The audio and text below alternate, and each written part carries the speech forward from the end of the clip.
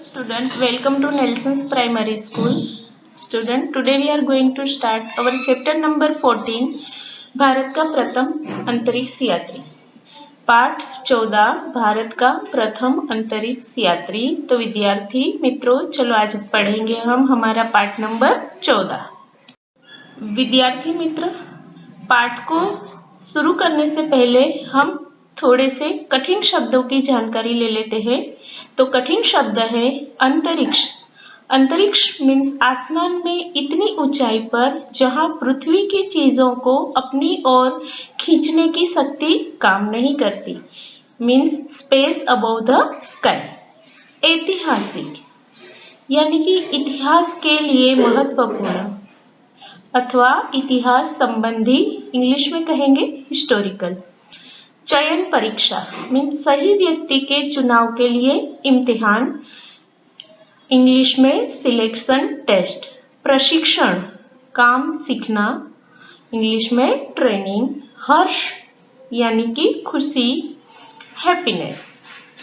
आइए बच्चों, अब देखते हैं कुछ शब्दों के अर्थ जो इस पाठ में आने वाले हैं. शब्दों के अर्थ है तत्कालीन मीन्स उस समय का. कंटेम्पररी शौर्य मीन्स वीरता और ब्रेवरी. विशालकाय यानी कि बहुत बड़े आकार वाला और इंग्लिश में कहेंगे ह्यूज. भारहीनता यानी हल्कापन.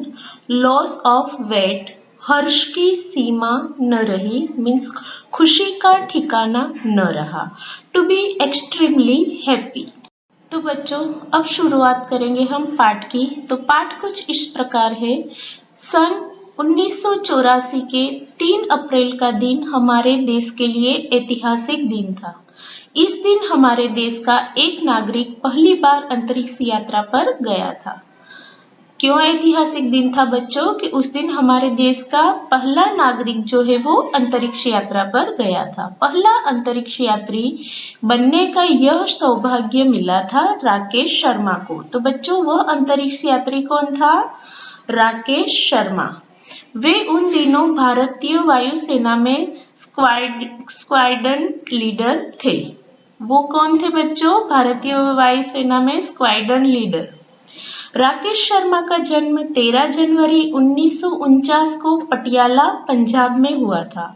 उन्होंने अपनी शिक्षा पूरी करने के बाद 1965 में हैदराबाद स्थित वायुसेना अकादमी में विमान चालक यानी कि पायलट का प्रशिक्षण प्राप्त किया. बच्चों, पायलट हम किसको कहेंगे? विमान चलाने वाले को. उसके बाद 1970 में वे भारतीय वायुसेना में भर्ती हुए. सबसे पहले तो वो पायलट बने और उसके बाद कहाँ भर्ती हुए? भारतीय वायुसेना में. भारत के अंतरिक्ष यात्री को चुनने के लिए एक कठिन चयन परीक्षा का आयोजन हुआ. इस परीक्षा में भारतीय वायुसेना के 2 अधिकारी सफल हुए. स्क्वाड्रन लीडर राकेश शर्मा और स्क्वाड्रन लीडर रवीश मल्होत्रा. अपनी इस सफलता पर उनके हर्ष की सीमा न रही. बच्चों, अंतरिक्ष यात्रा में जाने के लिए भी हमको क्या करना पड़ता है? एक कठिन चयन परीक्षा यानी चुनाव करने की परीक्षा पास करनी होती है, जिसमें कौन सफल हुए? राकेश शर्मा. आगे देखते हैं बच्चों. सितंबर 1982 में भारतीय वायुसेना के ये दोनों अधिकारी अंतरिक्ष यात्रा से संबंधित प्रशिक्षण लेने के लिए सोवियत संघ की राजधानी मॉस्को के निकट यूरी गागारिन अंतरिक्ष प्रशिक्षण केंद्र पहुंचे. अब बच्चों, वो आगे की प्रशिक्षण लेने के लिए कहाँ पहुंचे? सोवियत संघ, जहां पर यूरी गागारिन नामक अंतरिक्ष परीक्षण केंद्र है, वहां पर दोनों ही पहुंच गए. राकेश शर्मा ने अपने साथी रवीश मल्होत्रा तथा सोवियत संघ के अन्य अंतरिक्ष यात्रियों के साथ 18 महीने तक यहाँ कड़ा प्रशिक्षण प्राप्त किया. कड़ा प्रशिक्षण मीन्स के बहुत कठिन मेहनत की. यूरी गागारिन 1961 में अंतरिक्ष की यात्रा करने वाले विश्व के पहले व्यक्ति थे. यूरी गागारिन जो थे वो सबसे विश्व के, पूरी दुनिया के सबसे पहले व्यक्ति थे. प्रशिक्षण संबंधी सारा कार्य रूसी भाषा में होता था. शुरू में राकेश शर्मा को रूसी भाषा समझने में बहुत कठिनाई हुई, लेकिन कड़ी मेहनत से उन्होंने केवल 2 महीनों के भीतर यह भाषा सीख ली। बच्चों, कहते हैं ना कि अगर हम मन में ठान लें तो हम कुछ भी कर सकते हैं। वैसे ही राकेश शर्मा इंडियन होने के नाते, भारतीय होने के नाते रूसी भाषा नहीं समझ पाते थे, लेकिन उन्होंने सिर्फ और सिर्फ 2 महीनों में रूसी भाषा सीख ली। प्रशिक्षण के दौरान उनकी दिनचर्या बहुत व्यस्ततापूर्ण थी। वे प्रातः 4:30 बजे उठकर व्यायाम करते थे। उनके प्रशिक्षण में दौड़ लगाना व तैरना भी शामिल था। उसके बाद उन्हें अंतरिक्षयान और अंतरिक्ष यात्रा से संबंधित प्रशिक्षण दिया जाता था। वे कितने बजे उठते थे बच्चों? सुबह 4:30 बजे। और हमको कुछ पाने के लिए हमारी आलस्य को त्याजना ही होता है। वैसे ही वो दौड़ते थे, तैरते थे, सब करते थे, और उसके बाद यह जो एक्सरसाइज होती थी वो खत्म करने के बाद उन्हें किसका प्रशिक्षण दिया जाता था? अंतरिक्ष यात्रा का। प्रशिक्षण पूरा हुआ, राकेश शर्मा को अंतरिक्ष यात्री के रूप में चुना गया। उसके साथ अंतरिक्ष में जाने वाले 2 सोवियत अंतरिक्ष यात्री भी थे। ये तीनों अंतरिक्ष यात्री अपने अंतरिक्ष पोशाकों में बहुमंजिला इमारत जैसे एक विशालकाय अंतरिक्ष यान सोयुज T-11 पर सवार हुए। बच्चों, अंतरिक्ष में जाने के लिए वो किस पर सवार हुए? Soyuz T-11। बच्चों, वो जब सोयुज T-11 पे सवार हुए, उसके बाद क्या हुआ आगे देखते हैं। प्रातःकाल ठीक 6:38 पर सोयुज T-11 ने उड़ान भरी। यह यान 27 घंटे 47 मिनट की उड़ान के बाद अंतरिक्ष में अपने निर्धारित स्थान पर पहुंचा। बच्चों, कितने घंटे के बाद पहुंचा? 27 आवर्स, यानी 27 घंटे के बाद। और वहां पहले से मौजूद एक अन्य सोवियत अंतरिक्ष स्टेशन साल्यूट 7 से जुड़ गया। राकेश शर्मा तथा उनके अन्य 2 साथी सोवियत अंतरिक्ष यात्रियों ने मिलकर 7 दिन तक प्रशिक्षण कार्य किया।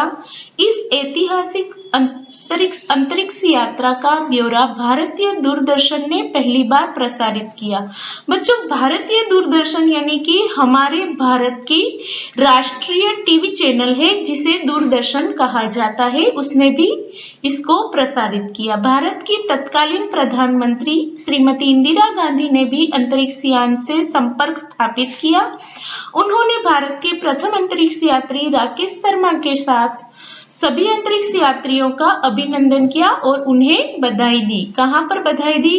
बच्चों, उन्हें टेलीविजन पर, जो हमारी नेशनल राष्ट्रीय टीवी चैनल है उसके ऊपर। उन्होंने राकेश शर्मा से कहा, सारे देश की आंखें तुम पर टिकी हुई है।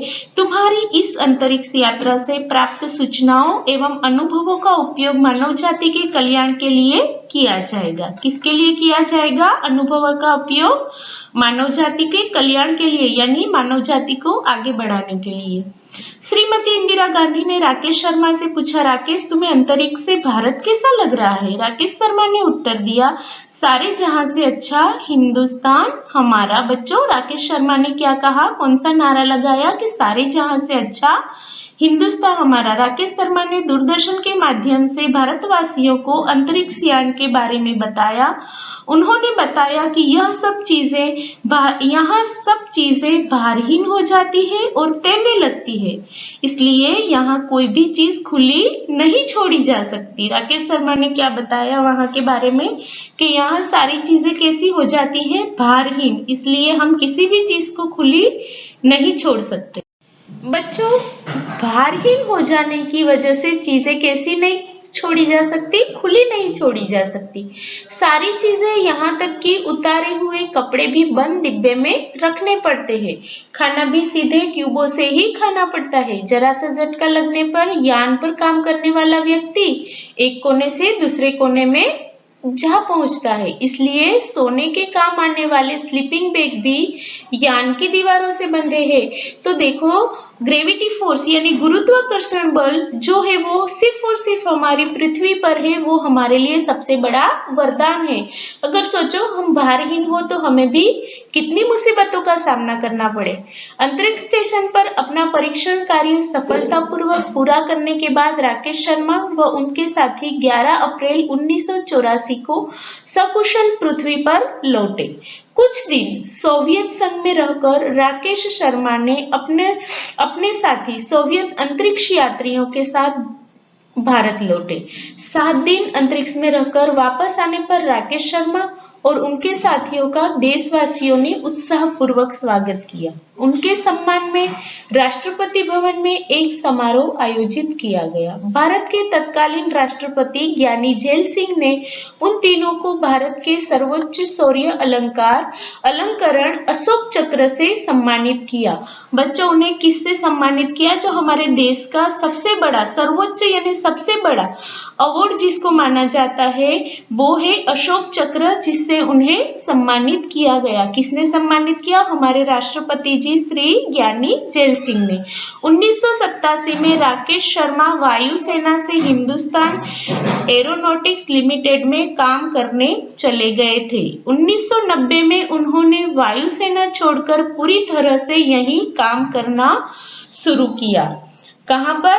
यहीं रहकर उन्होंने यह काम करना शुरू किया और 1992 से वे 1992 से इस संस्थान के बेंगलुरु स्थित कार्यालय में चीफ टेस्ट पायलट के रूप में काम करने लगे। उन्हें यहाँ बनाए जाने वाले विमानों को उड़ाकर उनकी परीक्षा करनी पड़ती थी। वे लगभग सभी तरह से आधुनिक विमान उड़ा चुके हैं। बच्चों, जो हमारे राकेश शर्मा है वो सभी तरह के आधुनिक विमान उड़ा चुके हैं। सन 2001 में अवकाश प्राप्ति के बाद वर्तमान में कुन्नूर तमिलनाडु में अवकाश प्राप्त जीवन व्यतीत कर रहे हैं। अवकाश प्राप्त मीन के रिटायरमेंट लाइफ। आज भी राकेश शर्मा के दिन की शुरुआत बड़े सवेरे हो जाती है। अपने खाली समय में उन्हें पढ़ना, लिखना, संगीत सुनना, खेलना आदि बहुत पसंद है। व्यायाम उनकी दिनचर्या का अभिन्न अंग है। उनका मानना है कि शरीर को चुस्त और फुर्तीला बनाए रखने के लिए व्यायाम करना अत्यंत आवश्यक है। उनका कहना है कि बच्चों के विकास के लिए तो यह और भी जरूरी है। अंतरिक्ष में राकेश शर्मा की सफलता पर भारत को गर्व है। तो बच्चों, आपने देखा कि आज भी रिटायरमेंट लाइफ वो जी रहे हैं, उसी दौरान भी वह व्यायाम जो है उनके जीवन का अभिन्न अंग है। यानी व्यायाम को वो उतना ही जरूरी मानते हैं जितना हमारे लिए खाना जरूरी है, और इसीलिए वो कहते हैं कि बच्चों के विकास के लिए व्यायाम उतना ही जरूरी है जितना खाना पीना जरूरी है। और भारत को किस पर गर्व है? हमारे प्रथम अंतरिक्ष यात्री राकेश शर्मा की सफलता पर।